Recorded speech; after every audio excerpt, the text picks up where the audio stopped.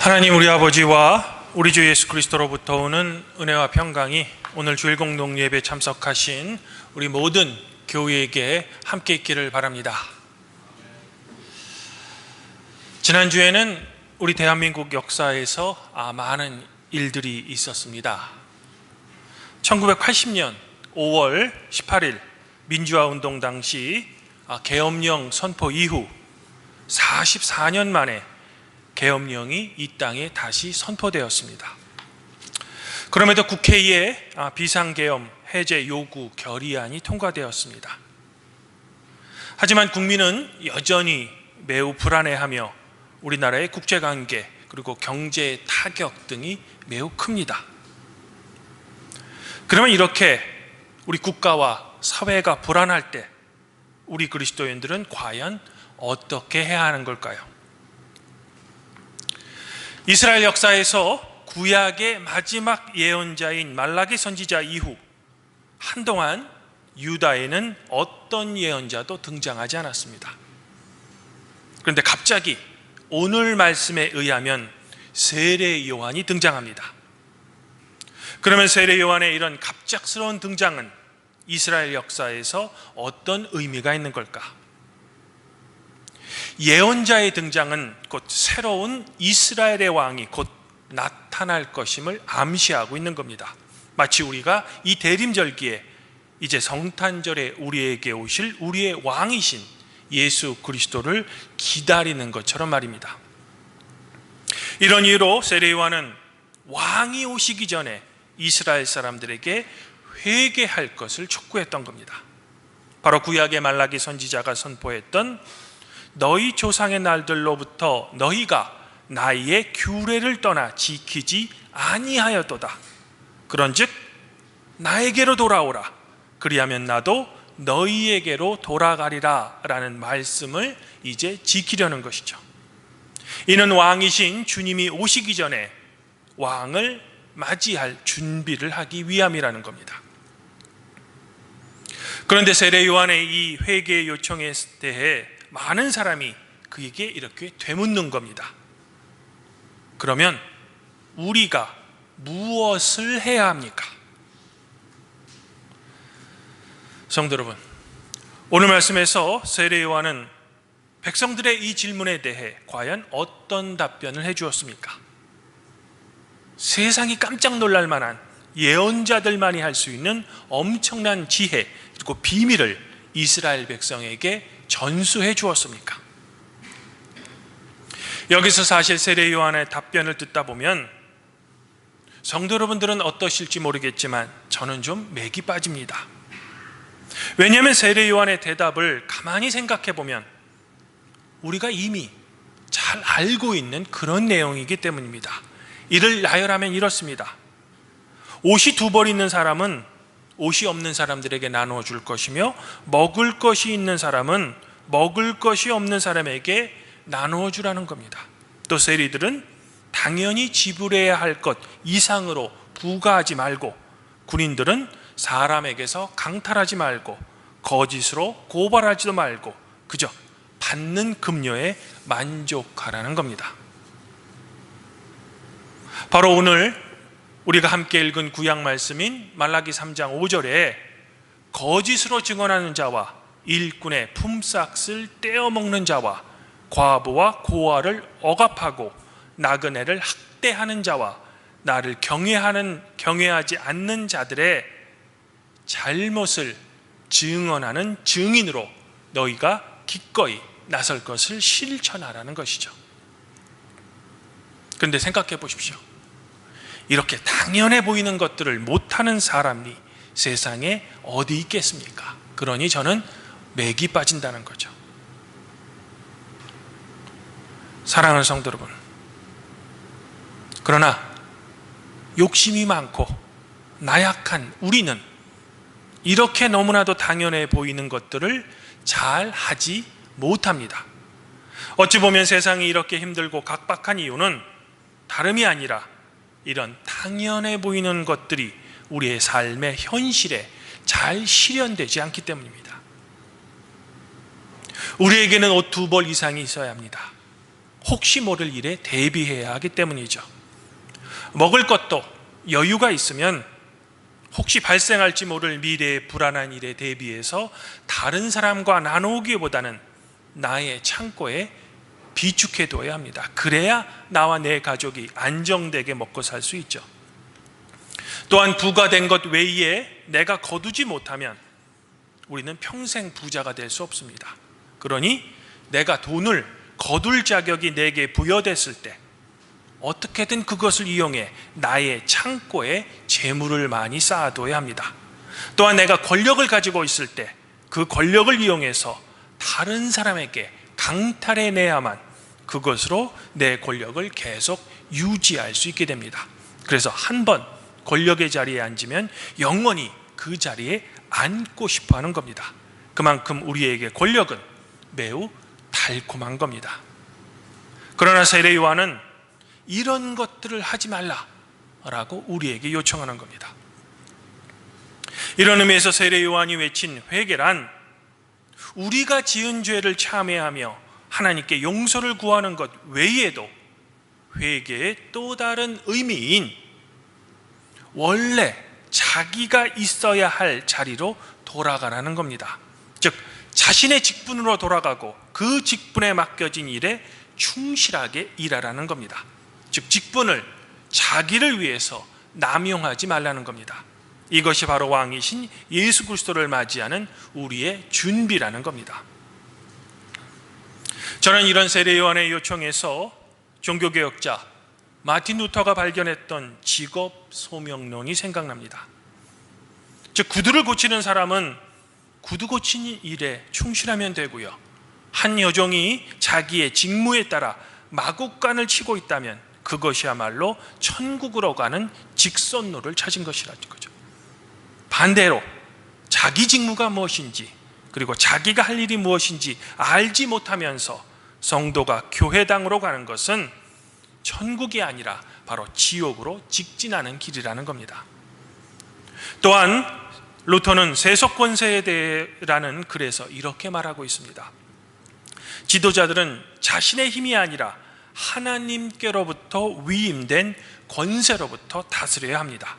만일 그들이 이 권세를 두려움 없이 자신을 위한 무기로 사용한다면 하나님께서는 반드시 준엄한 심판을 하실 것입니다. 이렇듯 나의 직무 그리고 나의 직업에 충실하는 것이 바로 예수 그리스도가 우리에게 명령하신 빛과 소금의 역할을 하라는 겁니다. 이런 면에서 루터는 비록 중세를 살았지만 근대를 열었던 위대한 위인이며 루터의 발견은 참으로 시대를 뛰어넘는 탁월한 발견인 것 같습니다. 성도 여러분, 그러면 지금까지 제가 말씀드린 이런 가르침들이 이렇게 혼란한 현대를 살고 있는 우리 그리스도인들에게는 어떤 의미를 주고 있을까요? 특별히 주님의 오심을 기다리는 이 대림절기에 말입니다. 저는 이것을 요약하면 현재 우리에게 맡겨진 일들, 각자의 소명에 충실하게 일하는 것이 가장 중요하다라고 말씀드리고 싶습니다. 예를 들면 저 같은 하나님의 말씀의 종으로 소명받은 목회자들은 하나님의 말씀을 성도들에게 올바르게 전달하는 사명에 충실해야 합니다. 또한 교수들은 학문적 연구와 학생들의 교육에 최선을 다해야 합니다. 더불어 성도들은 하나님께서 여러분에게 맡겨주신 가정에서의 일, 직장에서의 일, 그리고 사회에서의 빛과 소금의 역할에 충실해야 할 겁니다. 또한 한 국가의 책임 있는 시민의 권리와 의무를 올바르게 행해야 할 겁니다. 이런 점에서 한 가지 제가 언급하면, 지난 주일에 저는 내년에 2025년 우리 팔복교회 재직회를 이끌 재직들과 각 부서장을 임명하는 청직이 임명식을 했습니다. 그리고 다음 주에는 2025년 교회 예결산을 계획하는 예결산위원회가 있을 예정입니다. 그리고 지금 재직들과 부서장들에게 부탁드리는 것은 재직으로서 또한 부서장으로서 책임을 가지고 임해달라는 겁니다. 왜냐하면 교회에서 맡겨진 일들은 그저 내 삶의 부차적인 일들이 아니라 바로 하나님 나라를 위한 중대한 사명이기 때문입니다. 이제 저는 성탄절에 오실 예수님은 과연 어떤 왕이신가를 성도 여러분들과 함께 묵상해 보며 저의 설교를 정리할까 합니다. 우리의 왕이신 예수님은 누가복음 3장 1절부터 2절에 등장하는 당시 로마 황제인 티베리우스, 로마 총독인 본디오 빌라도, 그리고 유대 분봉왕인 헤롯과 같이 강한 군사력으로 백성들을 지배하는 왕일까? 그것도 아니면 당시 대제사장이었던 안나스와 가야바로 대표되는 율법으로 백성들의 죄를 지적하고 종교적으로 그들을 올가매는 종교 지도자였을까? 왕이신 예수님께서 과연 어떤 왕이시며 어떤 대제사장이셨는지는 세례 요한에게 세례를 받으시고 광야에서 시험을 받으신 후 유대인 회당에서 하셨던 예수님의 첫 번째 설교에서 아주 잘 나타나 있습니다. 바로 누가복음 4장 18절부터 19절에 다음과 같은 말씀입니다. 주님의 영이 내게 내리셨습니다. 주님께서 내게 기름을 부으셔서 가난한 사람에게 기쁜 소식을 전하게 하셨습니다. 주님께서 나를 보내셔서 포로된 자의 사람들에게는 해방을 선포하시고 눈먼 사람들에게는 눈뜸을 선포하시고 억눌린 사람들을 풀어주시고 주님의 은혜해를 선포하게 하셨습니다. 옛적 출애굽 시절 이스라엘의 왕이셨던 여호와 하나님이 고아와 과부와 나그네의 왕이셨던 것처럼 예수님께서도 이 시대에 고아와 과부와 나그네를 위한 왕이시라는 겁니다. 결코 자기의 직물에 충실하지 않은 권력자들을 위한 왕이 아니시라는 겁니다. 그러면 이런 평화의 왕을 우리의 주님으로 고백하는 우리 그리스도인들은 이 혼탁하고 불안한 이 시대를 과연 어떻게 살아야 할지 너무나도 명백해진다는 겁니다.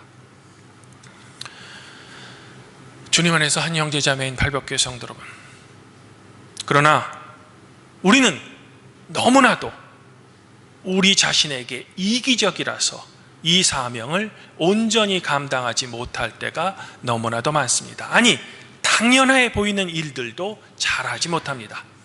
그래서 늘 낙심하거나 좌절합니다. 도저히 내 힘으로는 나에게 주어진 직무와 사명을 올바르게 감당하지 못할 때가 많다는 겁니다.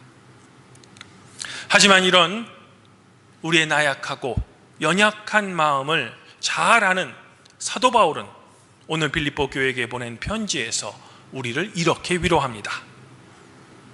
여러분 안에서 착하신 일을 시작하신 이가 그리스도 예수의 날까지 이루실 줄을 우리는 확신합니다. 그렇습니다. 우리가 우리의 이기심과 나약함 때문에 주님께서 우리에게 주신 직무 그리고 우리의 사명을 온전히 감당해낼지 못할지라도 우리 자신이 아닌 바로 여러분 안에 있는 성령께서 우리로 하여금 주님의 착한 일을 시작하게 하셨다는 겁니다. 그리고 그 일을 주님께서 다시 오실 그날까지 성도 여러분들을 당신의 품으로 인도하신다는 겁니다. 그러므로 단지 우리가 해야 할 일은 끝까지 주님의 손을 놓지 않고 꼭 붙잡고 주님의 선물인 성령에게 우리의 마음 그리고 우리의 생각, 우리의 의지를 온전히 맡기는 겁니다. 마치 우리의 행위가 아닌 우리의 믿음을 보시고 주님께서 우리를 내가 참 의롭다라고 판결해 주시는 것처럼 말입니다. 그러므로 아무쪼록 우리 발복교회 성도는 주님의 오심을 기다리는, 그러나 이 불안하고 어지러운 시대에 여러분 안에 있는 성령에게 여러분 자신을 온전히 맡기실 수 있도록 주님께 기도하시고 주님의 말씀을 묵상하시며 주님께서 여러분에게 맡겨진 직무와 사명을 여러분의 힘이 아닌 성령의 힘으로 성도 여러분들의 삶에서 온전하게 실천할 수 있기를 저는 소망해 보고 싶습니다. 그리고 그 실천이란 대단한 것이 아니라 바로 내 삶의 자리와 여러분에게 맡겨진 일에 대해 남용하지 않고 충실한 태도로 성실하게 임하는 겁니다. 더불어 한 국가의 위대한 시민으로서 올바른 의무와 권리를 다하는 것입니다. 우리가 바로 그러할 때 우리의 지식과 총명이 점점 풍성하게 되며 지극히 선한 것을 우리가 분별하게 되며 또한 진실하며 허물 없이 그리스도의 날까지 예수 그리스도로 말미암아 여러분이 의의 열매를 비로소 맺을 수 있게 되는 겁니다. 이러한 놀라운 주님의 축복이 팔복교회 성도 여러분들 자신과 여러분의 가족 구성원 모두 위에 항상 충만하시기를 성부와 성령과 함께 우리에게 이제 곧 왕으로 오실 성자 우리 주 예수 그리스도 이름으로 간절히 축원드립니다. 그리하면 모든 지각에 뛰어나신 하나님의 평강이 그리스도 예수 안에서 여러분의 마음, 생각을 지켜주실 것입니다.